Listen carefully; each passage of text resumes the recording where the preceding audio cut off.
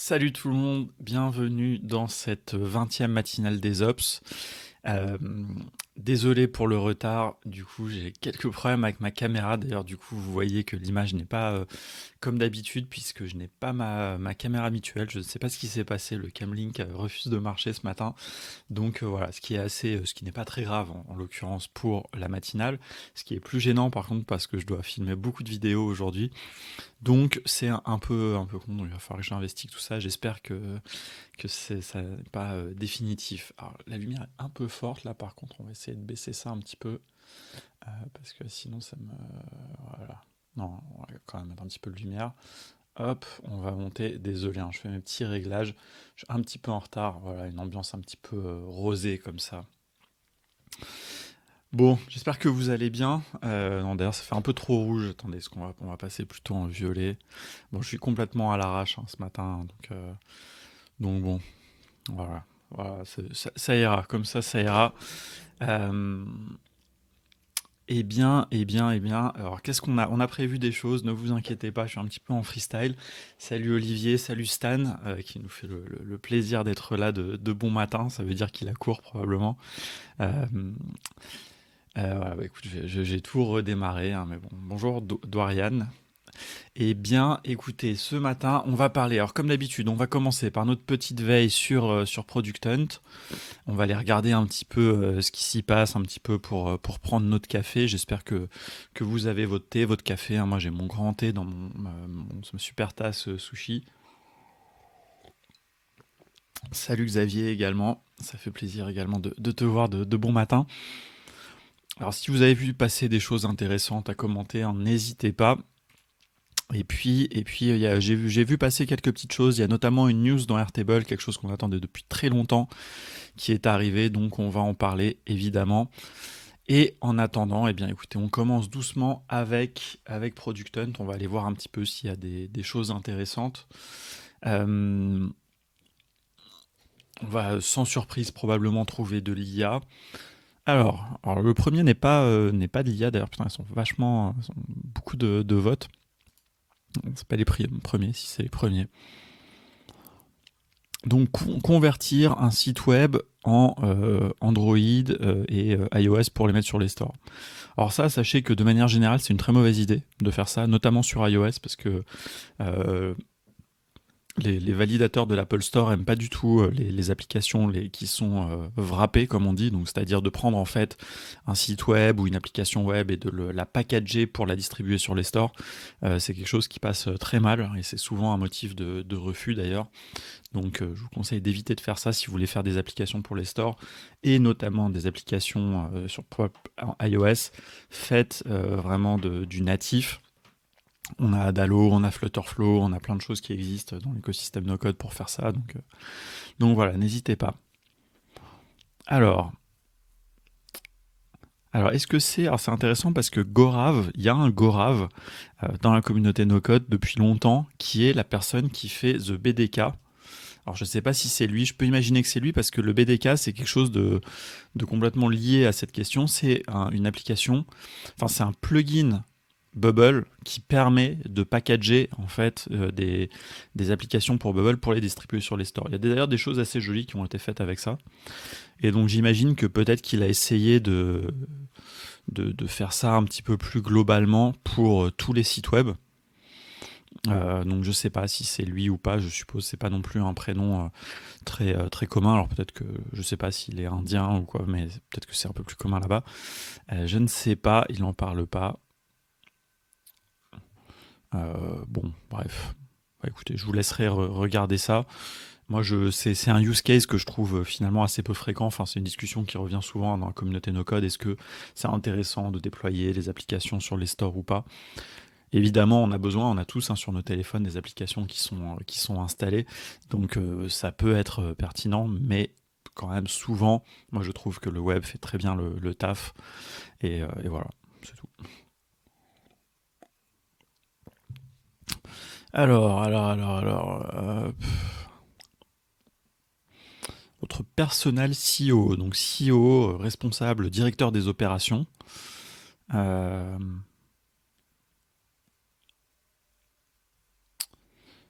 Bon, j'ai pas envie de regarder là, je suis fatigué ce matin. Une liste collaborative des endroits où travailler autour de vous. Pourquoi pas, j'ai l'impression que ça c'est quelque chose qui existe quand même assez souvent. On va aller regarder qu'est-ce qui se passe à Paris. Alors ça doit être des Danois qui ont fait ça puisque ils nous proposent de Copenhague en premier. Alors si on va à Paris, alors déjà on constate qu'il n'y a rien vers chez nous dans le 11e, alors que pourtant il y a quand même pas mal d'endroits dans le 11e assez sympa. Alors qu'est-ce qu'on a ici? On a Cowork Gobelin. Ok, ok, bon pourquoi pas. Bref, ouais. Pas super intéressant. On continue. C'est marrant, il n'y a pas beaucoup d'IA. Est-ce que la mode de l'IA serait en train de retomber?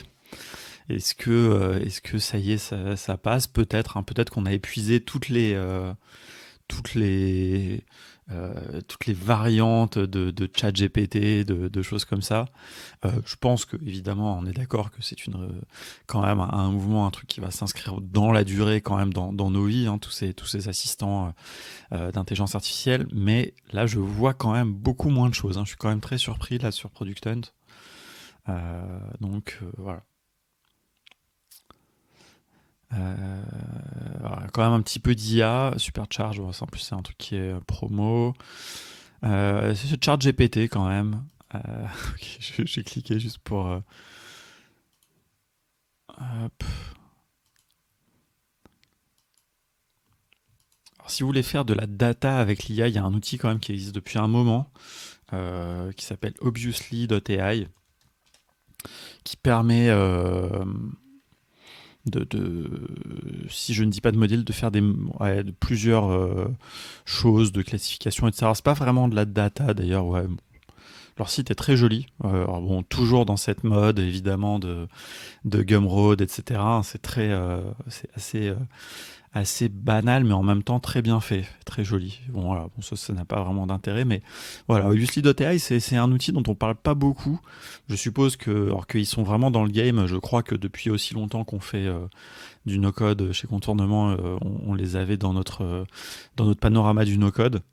Voilà, n'hésitez pas à regarder. C'est vraiment de l'IA très appliquée, mais voilà, là vous voyez des modèles assez classiques, classification, régression. C'est des choses assez classiques quand on a beaucoup de volume de données que l'on peut faire. Donc voilà, pour de vrai, hein, parce que ça c'est pas des choses qu'on pourrait faire avec ChatGPT ou des choses comme ça. Donc il faut quand même aussi bien distinguer dans toute cette mode de l'IA bah, ces assistants, les IA génératives, et puis en fait tout ce qu'on appelait avant, qu'on appelle toujours le machine learning, le deep learning, qui sont toutes les choses qui ont... L'IA, c'est un terme un peu parapluie qui englobe beaucoup de choses. Donc voilà, il y a plein de trucs. Et un autre que je vais vous montrer un petit peu, que je vais vous montrer, que j'ai jamais testé d'ailleurs, mais c'est des Allemands, Levity.ai. Ça, c'est un outil que je trouve très intéressant. Euh, J'en ai parlé dans une vidéo, peut-être c'est dans la matinale déjà que j'en ai parlé. Je commence à me répéter, désolé, ça va arriver. En même temps, bon, vous n'êtes pas là forcément tous les mardis matins. Mais voilà, les VT, ça c'est quelque chose, c'est vraiment des workshops autour de l'IA, mais qui m'ont l'air vraiment très très intéressants. Je ne sais pas si quelqu'un l'a déjà testé, mais vraiment n'hésitez pas à aller voir. Pardon, attends, je vais pas m'étouffer. Hop. 0 GPT. Ah, alors ça c'est pour découvrir, mais ça va être un des gros enjeux évidemment. Essayer de détecter si le texte a été écrit par un humain, par l'IA ou pas. Euh, Ça c'est assez. Je serais vraiment curieux de savoir comment ça marche. Je pense que là-dessous il y a des choses qui sont assez. Alors c'est une graduation évidemment, mais ça c'est intéressant. Attendez, il y a une question qui m'interpelle ici dans la FAQ. Est-ce que Google ah,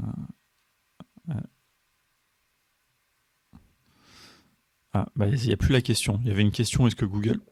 Ici, vous voyez, il y avait une question, est-ce que Google sait détecter le AI content? Je voulais aller voir la réponse, mais elle y est plus. C'est dommage.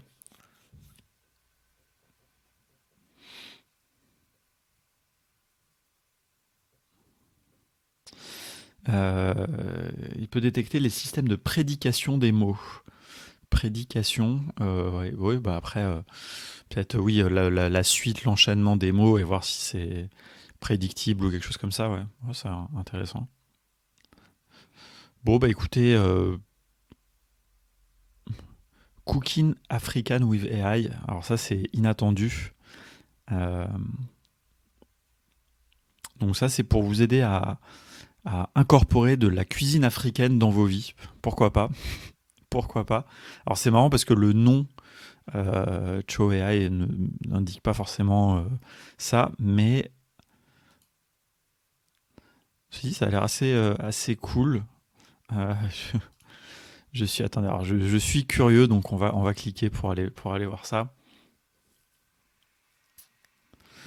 C'est quelque chose sur lequel je dois m'améliorer la cuisine hein, évidemment donc ouais, non j'ai pas envie de m'inscrire. Ouais, ça saoule quand il faut s'inscrire.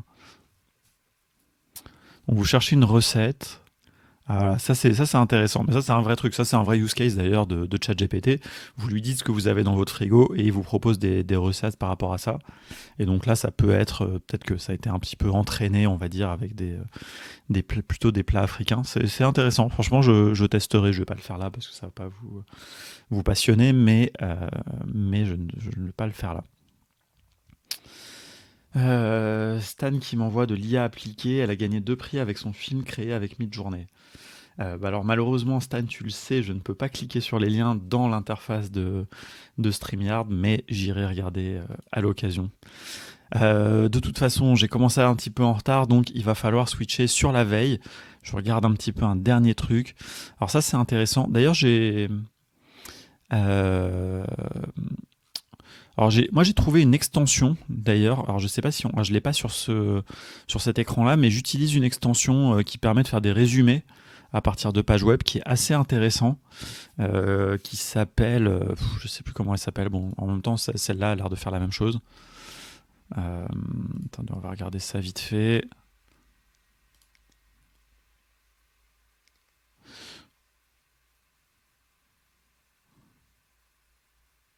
Ah, ça a l'air bien fait parce qu'en fait c'est intéressant parce que celle que j'avais trouvée, il faudrait que je, bah attendez, on va faire à tout chrome, on va tester parce que ça c'est quand même un use case qui est quand même assez pratique.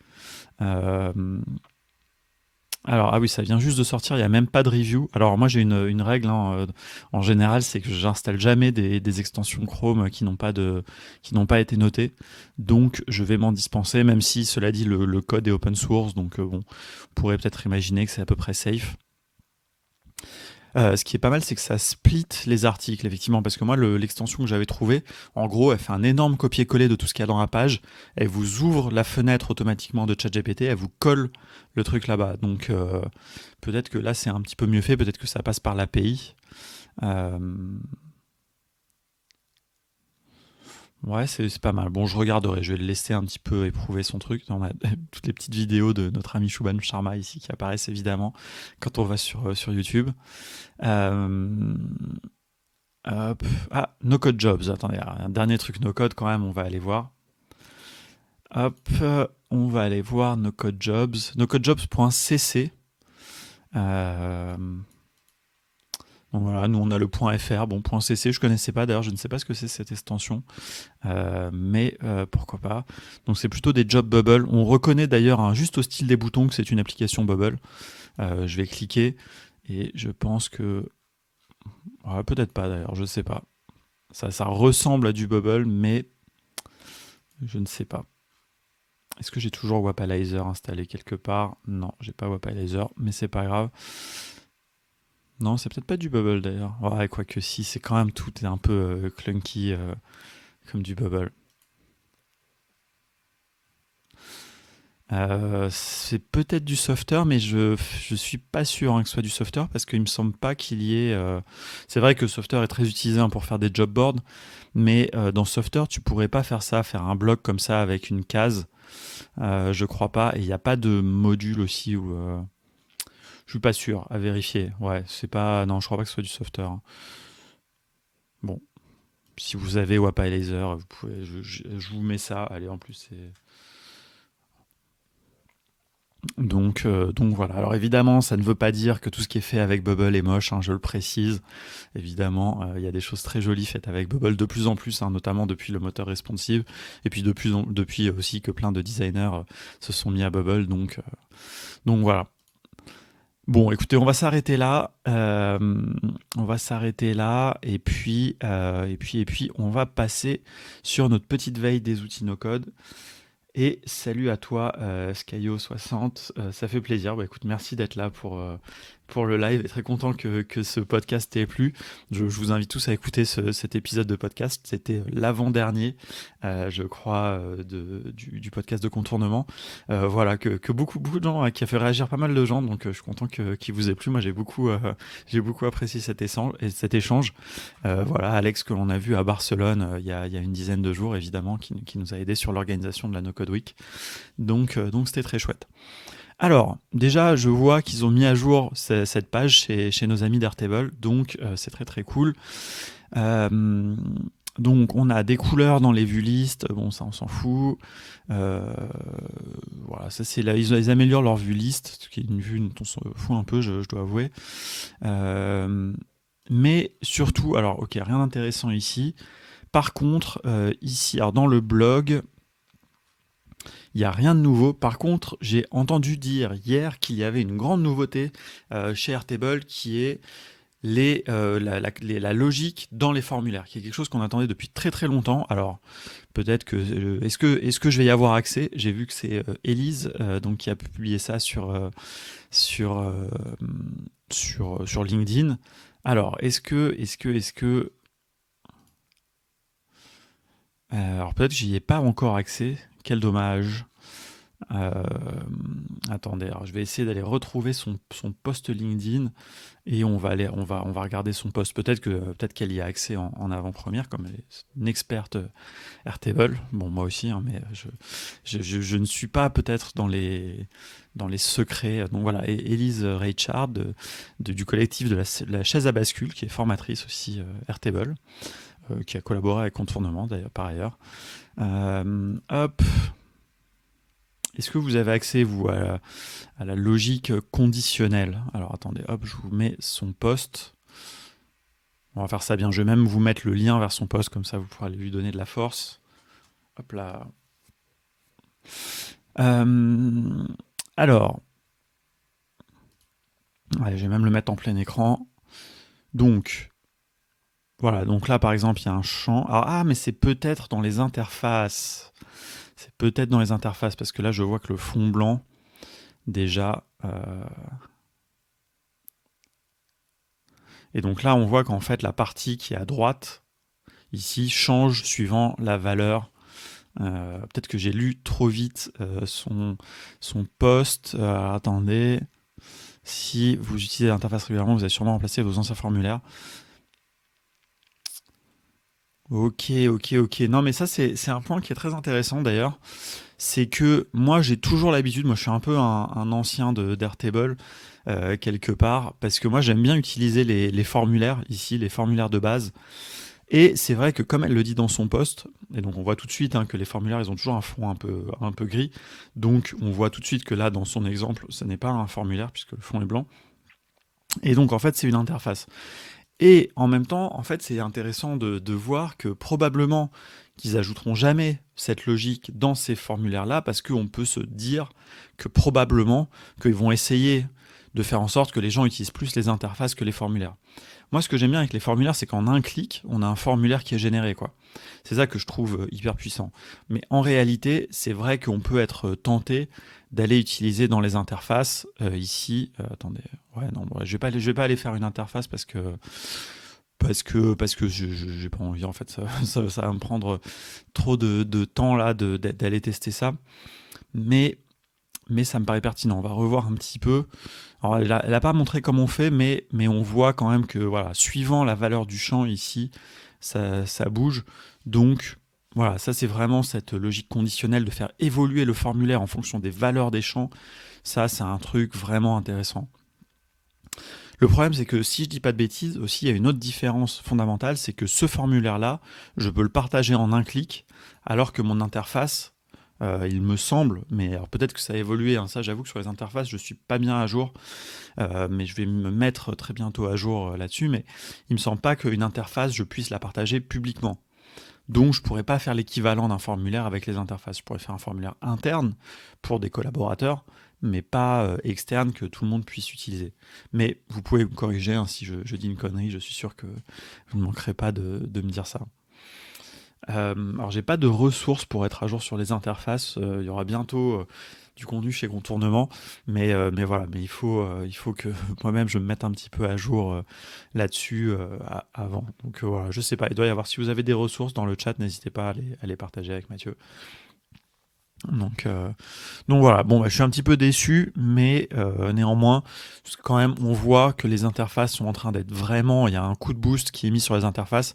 C'est normal en même temps, hein, au niveau vraiment de la vue base de données, bon, ils ont fait du super travail donc depuis des années hein, déjà, donc pas grand-chose à faire là-dessus. Au niveau des automatisations, ils les ont refaites et améliorées très récemment, et elles sont vraiment super, donc voilà, moi je suis fan. Et surtout que depuis qu'ils ont mis la logique et les actions, bon, il y a plein de choses à faire encore sur les, évidemment les automatisations, mais je pense que les interfaces, c'est ce qui était le plus loin derrière. Donc voilà, et donc c'est vrai que moi aussi, pourquoi on n'en parle pas encore dans les formations contournement, c'est parce qu'on attendait que ce soit un produit un petit peu plus mature. Je pense que là, on peut dire que c'est le cas, donc on créera du contenu par rapport à ça. Ok, alors du côté de Zapier, qu'est-ce qu'on a de nouveau sur leur blog? Toujours des petites astuces. Et ils annoncent enfin les Zapier Tables. Alors je crois que je l'avais montré déjà dans une matinale, peut-être dans une des toutes premières matinales, mais comme j'aime bien Zapier, eh bien je vais vous montrer un petit peu à quoi servent les tables très rapidement. Donc ici, en fait, vous voyez dans votre panneau de gauche d'ailleurs, donc les interfaces étaient en alpha et donc elles sont passées en bêta. Donc ça c'est bien, ça veut dire que ça commence à arriver aussi à maturité. Donc il faudra en parler évidemment dans les formations contournement aussi tôt ou tard. Euh, mais ici donc la formation enfin la formation, pas les formations. Donc ici, quand vous êtes dans Zapier, vous avez les apps évidemment, vous avez les transferts qui est une fonctionnalité que je trouve pas hyper intéressante, mais en réalité qui est quand même pertinente, qui permet en fait d'exécuter des automatisations en masse sur des grands volumes de données, en fait pour transférer d'une source à une autre. Donc voilà, donc ça typiquement d'ailleurs c'est quelque chose dont on parle pas dans notre formation, mais quand même on devrait l'ajouter puisque ça n'est plus en bêta. Et puis on a l'étape. Donc on voit que Zapier est en train de devenir vraiment bien plus qu'un outil d'automatisation. Je l'ai dit déjà de multiples fois, hein, je vous refais pas le pitch complet sur la trinité des bases de données, logique, interface. Mais voilà, ici c'est flagrant, logique, base de données, interface. Je veux dire là, bon, je serais pas étonné qu'un jour, et bon, Zap c'est leur mot vraiment iconique, mais je serais pas étonné qu'un jour ils renomment ça en logique ou un truc comme ça, quoi. Si ça arrive, vous pourrez exhumer cet extrait vidéo, vous pouvez le clipper et ça sera extraordinaire. Donc voilà, si on va regarder les tables, bah franchement les tables c'est vraiment une micro base de données quoi. C'est vraiment des micro bases de données. Voilà, par exemple ici j'ai une table de pays, je crois que j'avais fait. Voilà, donc en fait c'est une micro base de données avec les lignes qui sont numérotées.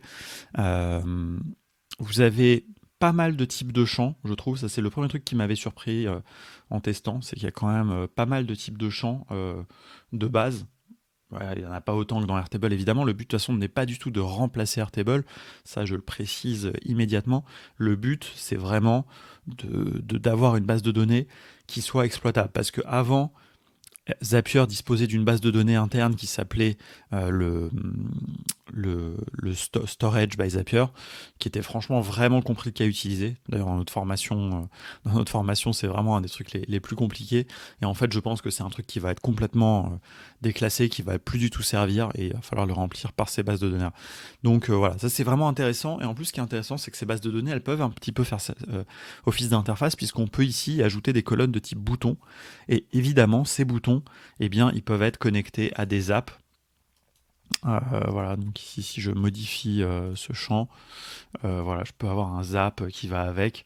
Euh, Donc voilà, donc ce zap il n'est pas allumé, donc là je peux pas appuyer sur le bouton, mais voilà. Et donc en fait ça c'était un exemple que j'avais fait pour tout simplement, eh bien, quand on appuie sur le bouton, ça génère une phrase grâce à GPT-4 évidemment. Donc voilà, vous pouvez créer des champs évidemment à la main. Alors il n'y a pas de formulaire, enfin il n'y a pas de choses comme ça. Vous pouvez faire des vues. Ça, c'est en coming soon, mais ça va être intéressant.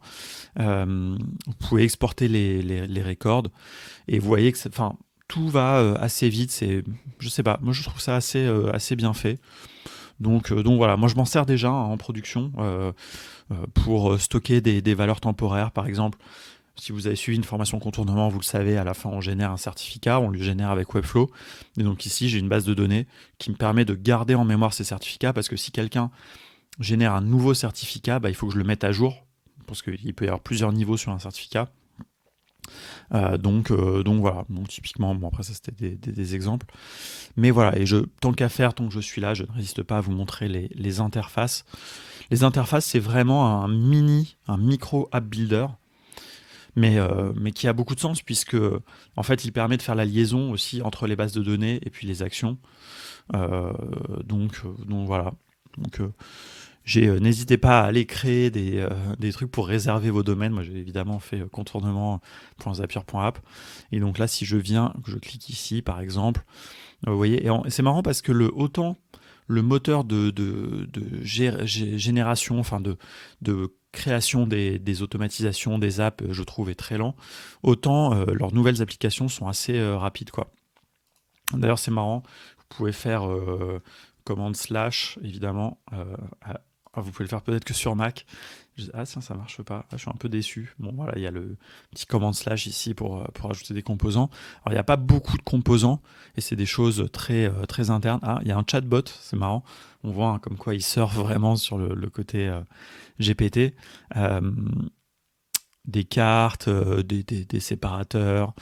Voilà. Et après, il y a des choses qui sont réservées, enfin qui sont coming soon, il y a des choses qui seront réservées au plan payant évidemment.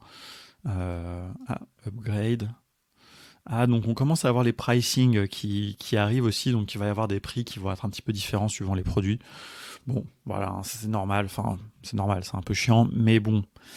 Ah oui, connecter un sous-domaine, restreindre à certains utilisateurs, ça c'est intéressant, faire de l'interne. Bon, Google Analytics, bon, ça on s'en fout un peu. Voilà, et évidemment, vous pouvez connecter des apps, donc c'est logique. Salut Martial. Voilà, du côté de Zapier, ce que je voulais vous montrer un petit peu sur leur fil Twitter, rien de très intéressant. Moi, j'ai toujours pas accès aux plugins, je suis un petit peu triste, j'ai toujours pas accès aux plugins dans ChatGPT, mais j'espère que ça viendra bientôt. Alors, du côté de nos amis de Notion. Du côté de Notion, alors est-ce que quelqu'un a compris ce que c'est cette histoire de wiki dans Notion? Parce que ça, j'avoue que j'ai pas vraiment compris. Alors je vais m'y mettre. En plus là, je suis en train de refilmer complètement notre formation Notion, qui va être vraiment super, hein. D'ailleurs, je m'avance un petit peu, mais c'est vrai que je me rends compte de l'écart et du progrès qu'on a fait dans la réalisation de formations en ligne. Mais la formation Notion qui est actuellement en ligne, je l'ai tournée il y a 2 ans. Alors j'ai fait des petites mises à jour, etc. Mais là, je suis en train de tout refaire. Et vraiment, quand même, c'est vrai qu'on a fait beaucoup de progrès, notamment au niveau de l'addiction, de beaucoup de choses. Donc voilà, c'est une formation qui va être assez chouette, qui va permettre d'être complètement à jour, qui va permettre d'utiliser Notion en français. Donc voilà, et alors les nouvelles, eh bien c'est que Notion est désormais disponible en espagnol et en portugais. Alors nous le savions puisque nous étions à Barcelone la veille du lancement, donc voilà, c'était on avait fait un petit peu une synchronisation avec ça, donc c'était assez cool. Donc voilà, si vous êtes en espagnol et en portugais, eh bien n'hésitez pas à switcher. Si vous regardez ce live, il est probable que vous utilisiez plutôt Notion en français. Alors, ça c'est très intéressant ce que tu me dis là, Xavier, puisque je cherche quelque chose comme ça pour une idée de projet que j'ai. Donc on va aller voir tout de suite. Alors. T'es sûr que c'est ça le... Ils ont peut-être mal géré leur... non, Flowise. Ah là là, Xavier, tu me fais une fausse joie pour commencer ma journée, ma semaine. Et ben, je sais pas. Attendez, on va taper Flowise.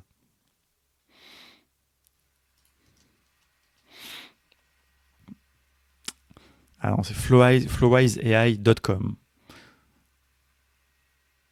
Euh, ça m'a fatigué instantanément, mais néanmoins, ça doit être très intéressant. Ça va être très intéressant parce que non, mais en fait, je l'avais vu passer d'ailleurs. Je crois que Thomas en avait parlé dans son, ou alors je l'ai vu passer quelque part. Mais c'est très intéressant parce que si je dis pas de bêtises, ça permet en fait d'enrichir en fait les prompts, etc. et de faire quelque chose de beaucoup plus intéressant. C'est-à-dire Mais t'es sûr que ça permet de générer des vecteurs?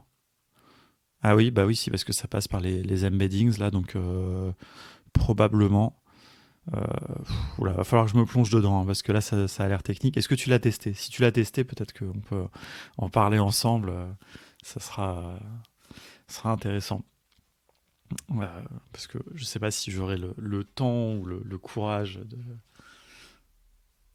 Mais d'ailleurs c'est intéressant parce que ça me fait repenser à un post que Xavier avait fait sur LinkedIn où il parlait de la nouvelle mode là qui a AutoGPT, etc. Donc les agents un peu d'intelligence artificielle, un peu autonomes, etc. Et c'est vrai qu'en fait, on se disait que quand même globalement, alors avec des outils comme ça, on peut le faire vraiment, mais même déjà en fait avec Make, avec même Zapier, avec des outils d'automatisation de nos codes, on peut programmer en fait des choses qui peuvent être de l'ordre un petit peu comme un agent, c'est-à-dire qu'ils vont exécuter des chaînes d'opérations, peut-être générer quelque chose avec de l'IA, utiliser ce texte, aller faire une recherche sur Internet, utiliser la donnée, mixer les deux et renvoyer ça dans, à nouveau, une intelligence artificielle. Et donc, en fait, c'est exactement ça que font les agents type AutoGPT, sauf que souvent, c'est du code et c'est des scripts, etc.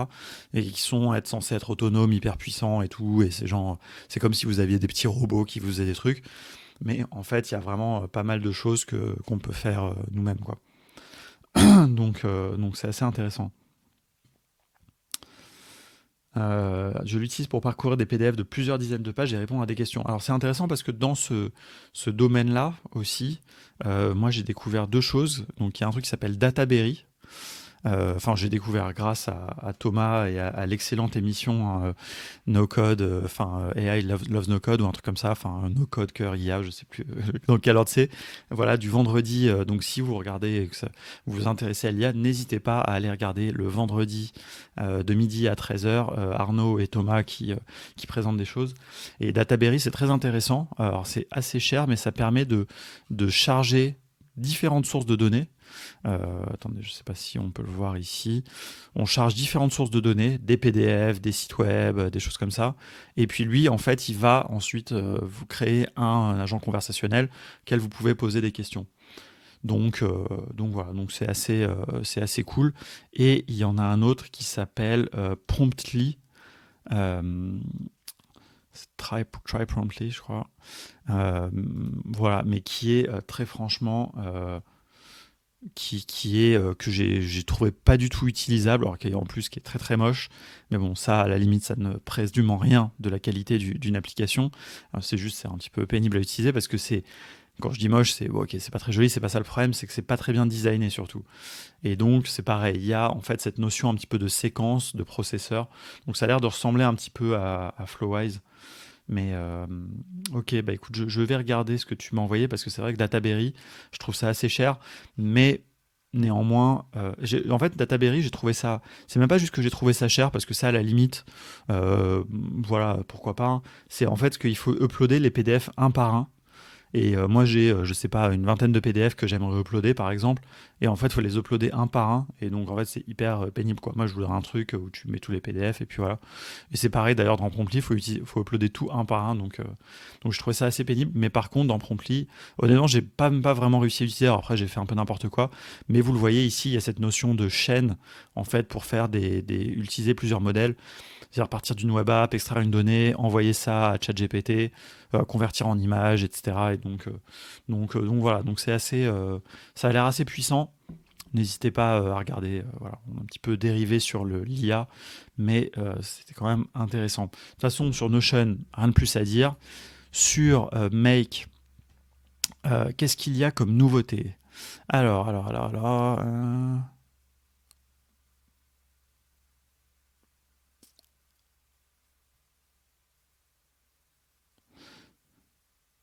Only the last file.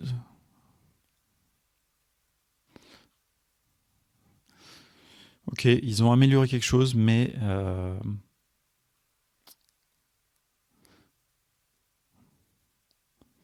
j'avoue que j'ai pas compris ce truc-là, donc voilà. Alors, il y a plus le problème de Twitter via l'hôte. C'était Michael, je crois, il y a pas très longtemps, qui avait ce problème-là. Enfin, dans le cercle des ops, on avait vu ce problème. Apparemment, c'était donc du coup un bug du côté probablement du côté de. Bah, il y a plein de problèmes en ce moment avec Twitter, ça je vais rien vous apprendre. Mais donc voilà, du côté de chez Make, ils ont résolu ça apparemment. Disons qu'il y a plein de nouveautés. D'ailleurs, ils ont mis plein de captures d'écran. Donc voilà, ils ont corrigé des bugs. Bon, il y a plein de nouveautés, rien de forcément très vital. En tout cas, bon, là, en regardant en diagonale, je ne vois rien qui soit très important, à part le fait que bah, voilà, ils ont corrigé le problème de l'hôte pour utiliser Twitter avec Make, dont vous pouvez recommencer à spammer Twitter en utilisant Make. Voilà, tout va bien se passer. Et puis du côté de N8N, qu'est-ce qu'on a du côté d'N8N?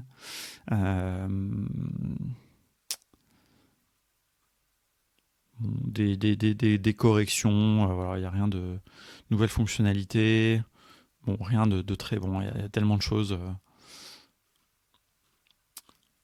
Voilà, bon, n'hésitez pas à aller voir N8N, c'est un outil très intéressant.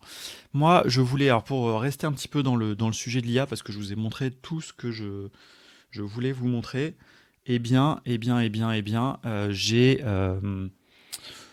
j'ai découvert hier une application alors pas sur Producton, dans la newsletter de Thomas, encore une fois, on l'aura beaucoup cité aujourd'hui.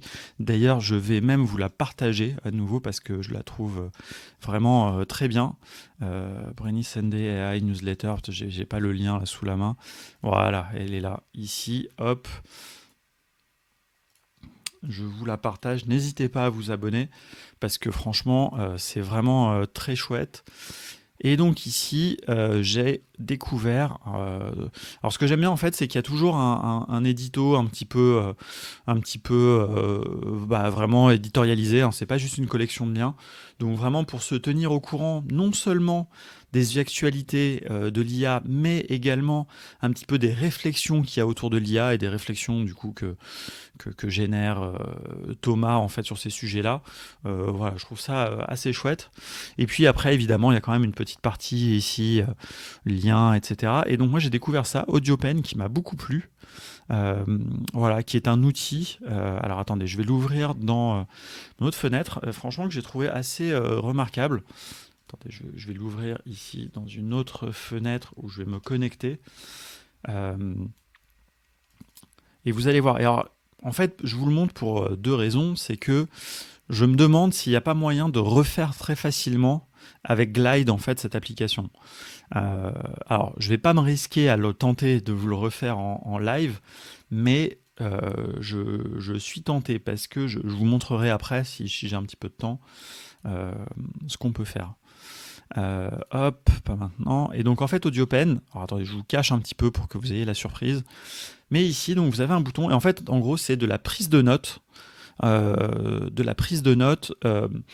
temps réel, mais qui va vous retraiter grâce à l'IA. Donc vous allez voir, attendez, on va tester ça, hop, on va autoriser. Voilà, donc aujourd'hui je suis en live, je suis en train de faire ma matinale, et voilà, je teste l'outil AudioPen. Voilà, donc j'aimerais surtout bien me souvenir qu'à la fin de la matinale, il faut que j'aille regarder et effacer cette note. Voilà, mais sinon, de manière générale, j'ai plein de réflexions sur la vie et sur l'IA en ce moment. Je réfléchis beaucoup à ça. Donc, voilà. Hop, on arrête. Il va transcrire et résumer la note. Alors là, je suis sur une version gratuite, donc il va le faire en anglais, mais sur la version payante, on peut choisir. Et donc, vous allez voir que c'est assez bien fait parce que, en fait, ce que ça permet de faire, c'est que ça permet de nettoyer votre... Donc, vous voyez, déjà, ici, il vous met un titre. Donc ça, c'est déjà assez pratique. Ensuite, ici, vous voyez, donc bon, là, du coup, il a traduit. Et il a résumé. Donc, comme j'ai dit, pas des choses hyper intéressantes, ça fait un résumé assez court, mais vous voyez que toutes les choses principales que j'ai dites, eh bien, elles sont là. Je peux ensuite ajouter un tag, alors c'est pour les premiums, je peux copier ça et après le coller, ou alors je peux l'enregistrer. Et donc là, si je l'enregistre, ça va ici. Mais ce qui est très intéressant, c'est qu'il y a une automatisation Zapier. Attendez, je vais vous montrer ici. Il y a une automatisation Zapier. Et donc, en fait, je pourrais déclencher une automatisation tout de suite après avoir fait mon audio. Mais pourquoi AudioPen est pertinent? C'est que d'une part, déjà, ça me fait une interface vocale, mais en plus, il m'a donné un titre, et en plus, il m'a donné un résumé bien écrit, bien structuré, il corrige les fautes. Voilà, comme c'est un résumé, vous n'avez pas le problème d'avoir un transcript qui est un petit peu foireux, même si d'ailleurs l'outil de transcription, la Whisper de OpenAI est vraiment très impressionnant. Là, vous avez quelque chose de super clean. Donc, je trouve ça vraiment intéressant. Et donc, voilà, typiquement, vous pourriez prendre ça, et puis, avec Zapier, l'ajouter dans votre liste de tâches de Notion ou dans Google Tasks, ou alors, comme on le disait tout à l'heure en discutant à la fin par rapport au post de Xavier sur LinkedIn, on pourrait se mettre ça dans une chaîne de traitement, extraire éventuellement s'il y a une URL, aller chercher les informations, les remélanger, générer une image à partir de ça, et mettre tout ce contenu. Donc voilà, donc ça serait tout à fait possible. Il y a une limite à l'audio qui est de... Alors, je ne sais pas si tu demandes dans AudioPen, mais dans AudioPen, c'est 3 minutes. Et c'est 10, je crois, pour quand on est en payant. Il me semble avoir vu ça quelque part, ouais. Par contre, il y a une limite aussi, je crois, dans Glide, mais je ne me souviens plus laquelle. Stan, si tu es toujours là, que tu peux nous dire.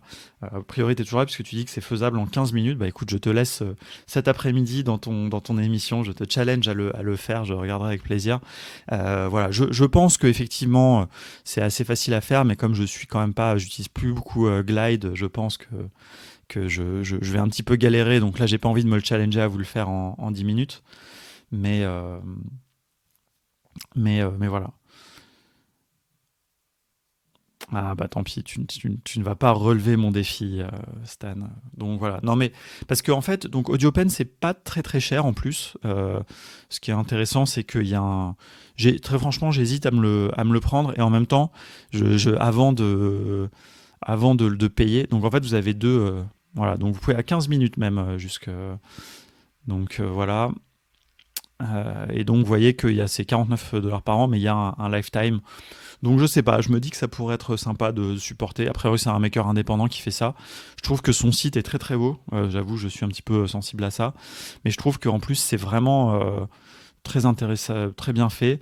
Cette notion de tag aussi, je la trouve très intéressante. Vous mettez des tags, ça peut aussi aider à enrichir et à faire des actions derrière dans Zapier, notamment. Donc ouais, je pense qu'il peut y avoir des choses très intéressantes. Mais en même temps, avant de le faire, de payer ça, je me dis que je pourrais voir si je peux pas le faire dans Glide, ça pourrait être quand même assez intéressant. Donc voilà, écoutez, peut-être que la semaine prochaine, si Stan ne l'a pas fait d'ici là, je le ferai en live la semaine prochaine. On verra comment faire ça. Je me renseignerai un petit peu dans la semaine si je trouve le temps, parce que voilà. En plus, j'ai eu d'autres idées pour une appli Glide. Je me dis que je pourrais avoir une appli Glide en fait où je pourrais remettre au même endroit un petit peu tous ces outils là que je voudrais me créer. Donc voilà. Donc voilà, on verra. Écoute, peut-être, si tu veux te lever tôt la semaine prochaine, on verra. Peut-être qu'on pourra faire ça. Écoutez, voilà, c'était intéressant. Qu'est-ce que j'avais d'autre à vous dire? Je vous ai pas mis le lien, je vous le mets quand même. Voilà, ce sera ma petite... Je crois qu'il a été bien... Il a fait un très bon score sur Product Hunt. Voilà, n'hésitez pas à voir. Moi, franchement, autant vraiment sur Product Hunt, je trouve que maintenant on lance tout et n'importe quoi.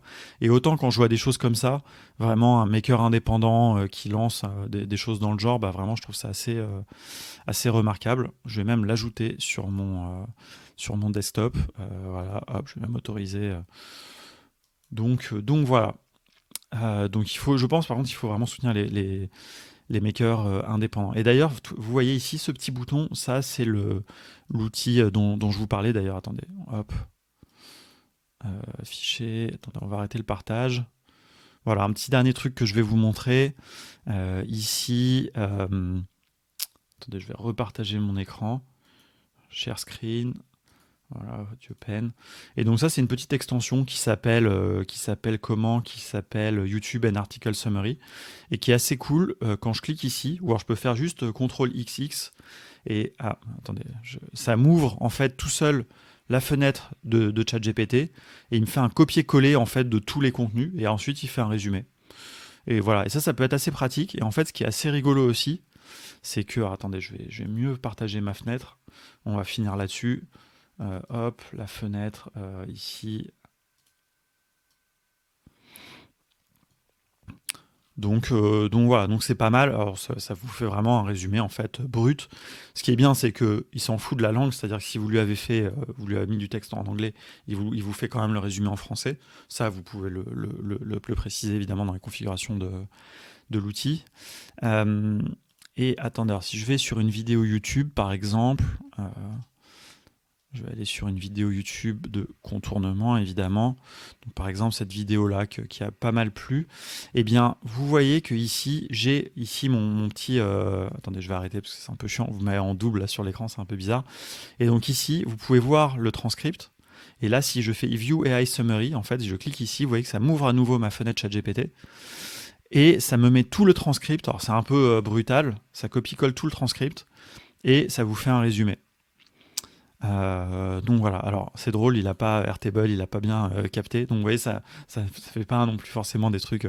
Ça c'est les transcripts d'Airtable, enfin pas d'Airtable mais de YouTube ne sont pas incroyables.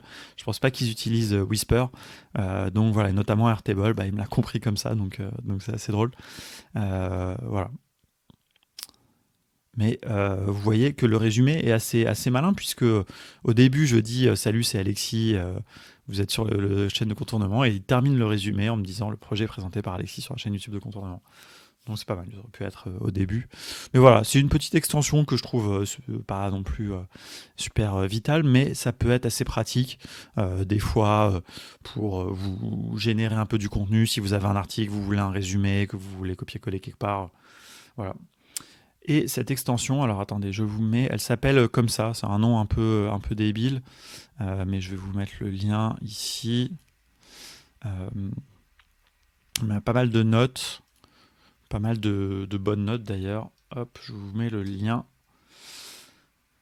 Donc voilà, YouTube and Article Summary Powered by ChatGPT. Donc je pense qu'il va y en avoir de plus en plus, hein, mais celle-là, voilà, celle-là, elle marche bien, donc voilà. Et en fait ici dans les paramétrages, vous pouvez choisir la langue, et notamment vous pouvez ici paramétrer le prompt. Donc moi par exemple je dis give me a summary in a few sentences written in a journalistic style for a review site par exemple. Donc voilà, et là il peut en fait couper en plusieurs bouts, ou alors il peut aussi en fait, il va vous prendre plusieurs bouts. Ça, c'est un truc que je trouve très malin. Soit il vous prend le début, quand vous avez un gros article ou un gros transcript. Soit il vous prend que le début. Mais par contre, il vous prend tout le début. Soit il vous prend des bouts, en fait, un peu partout. Et puis, comme ça, normalement, vous devez avoir un résumé qui est cohérent. Donc ça, c'est une stratégie qui est assez maligne. Voilà. Donc, n'hésitez pas à le tester, à me dire ce que vous en avez pensé. Eh bien, écoutez, il est temps de se laisser. Voilà, c'était une émission un petit peu plus courte que d'habitude, puisque j'étais un petit peu en retard, et puis on va finir tôt parce que j'ai une longue journée qui m'attend, et que c'est pas forcément très intéressant à raconter. Mais et surtout, j'espère réussir à faire refonctionner mon câbling pour pouvoir filmer mes vidéos de la formation Notion. Qu'est-ce qu'on a aujourd'hui? Aujourd'hui, au niveau des lives, donc vous n'aurez pas le plaisir de retrouver Stan en live cet après-midi puisqu'il est en cours, il y a des priorités. Vous retrouverez notre ami Noam C à midi, voilà, qui fait un live in public. J'avoue que j'ai toujours pas eu le temps de regarder un de ses lives, mais n'hésitez pas, un expert Airtable évidemment de qualité. Euh, vous avez un live de la Team XAR demain à midi. Vous avez le No Code Game a priori cette semaine, le jeudi, et la Bubble émission ensuite, si Thibaut n'a pas luné. J'ai l'impression que ça fait longtemps qu'il n'a pas fait sa Bubble émission. Et puis le live IA et No Code cette semaine. Voilà, donc ça va être très bien. Et puis, bah écoutez, qu'est-ce que je peux vous dire d'autre? Un live in public aussi de Pierre Simonin, voilà, à 16h le vendredi, comme il fait souvent sur du Bubble. Donc voilà, si vous vous intéressez à Bubble, n'hésitez pas à regarder, c'est assez chouette. J'aimerais bien qu'il y ait plus de build-in public sur la chaîne Twitch, donc si vous voulez faire du build-in public, n'hésitez pas, ça pourrait être vraiment très cool. En tout cas, voilà, Pierre le fait très très bien, donc n'hésitez pas à aller voir, lui donner de la force. Et puis, si vous avez des idées, n'hésitez pas.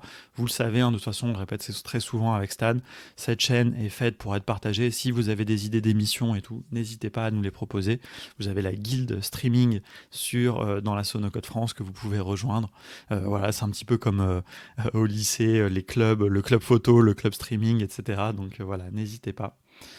Euh, et on devrait pouvoir vectoriser les articles pour faire la même chose en plus propre. Effectivement, voilà, ça c'est plein de choses que l'on va pouvoir faire donc il y a aussi ce projet d'application No Code France. C'est vrai que donc qui va notamment, un des objectifs, c'est de stocker, de garder en mémoire tous les threads les plus intéressants sur le Slack, puisqu'il y a énormément de connaissances et de valeur qui est déversée dans le Slack chaque jour. Le but, c'est d'essayer d'archiver tout ça. Donc ça c'est un projet vraiment qui peut être vraiment extraordinaire. Et c'est vrai que j'avais même pas pensé, comme dit Xavier, si on mélange ça à de l'IA, si on arrive à vectoriser tout ça, les vecteurs, hein, c'est la représentation interne de toutes les données à l'intérieur des IA type GPT. Et si on arrive à stocker ça, faire de la recherche, ça pourrait être vraiment extraordinaire. Donc Xavier, tiens-nous au courant de ça. J'ai vraiment hâte de voir. Parce que si on arrivait à ça, ça pourrait être vraiment la Bible du no-code, ouais, quelque part. Parce que très franchement, aujourd'hui, sur le Slack de No Code France, en tout cas en français, il n'y a aucun autre endroit dans le monde où il y a autant de valeur, ni dans les formations de contournement, ni dans les formations de nulle part, parce que c'est impossible de rivaliser avec du contenu généré par des dizaines, des centaines d'utilisateurs chaque jour. Donc voilà, donc c'est très très prometteur. Voilà, je suis très hypé pour ça, Xavier, donc j'ai hâte de voir. Allez, je vous laisse, je vous dis merci d'avoir été là, nombreux encore une fois ce matin, et puis à très bientôt pour la matinale des Ops. Revenez à 13h pour le prochain live. Allez, à bientôt, salut. Ah, j'ai oublié, attendez, putain, j'ai oublié le générique contournement. Putain, décidément, j'ai pas l'habitude qu'on ait un générique. Donc, on va mettre le petit générique. Attendez, je vous mets la version courte quand même.